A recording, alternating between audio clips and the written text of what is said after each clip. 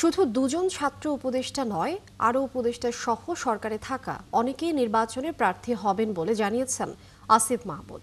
বৃহস্পতিবার সচিবালয়ে তিনি বলেন, ইচ্ছুকদের তফসিল ঘোষণার আগেই পদত্যাগ করা উচিত। কোথা থেকে কোন দলের প্রার্থী হিসেবে নিজে ভোটে দাঁড়াবেন তা নিশ্চিত করেননি স্থানীয় সরকার উপদেষ্টা। জুলিয়া তানহার প্রতিবেদন।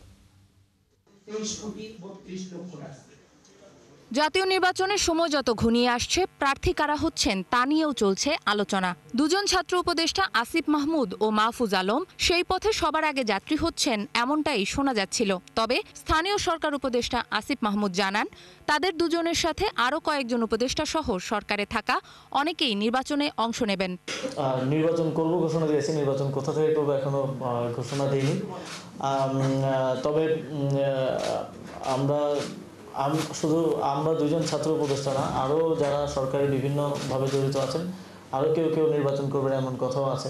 ডিসেম্বরের প্রথম সপ্তাহেই জাতীয় নির্বাচনের তফসিল ঘোষণা করবে নির্বাচন কমিশন। তার আগেই প্রার্থী হতে যাওয়া ব্যক্তিদের পদত্যাগ করা উচিত বলে মনে করছেন স্থানীয় সরকার উপদেষ্টা। স্বার্থের সংঘাত ঘটায় এই পদে থেকে নির্বাচন করা, এই নীতিগত জায়গা থেকে আমরা মনে করি যারাই নির্বাচন অংশগ্রহণ করবে তাদেরকে অবশ্যই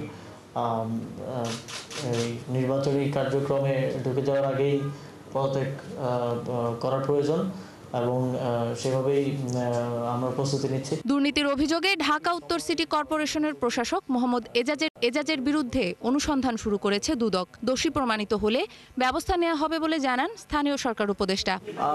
কোনো কিছুই তো এখনো। জুলিয়া তানহা, ৭১, ঢাকা।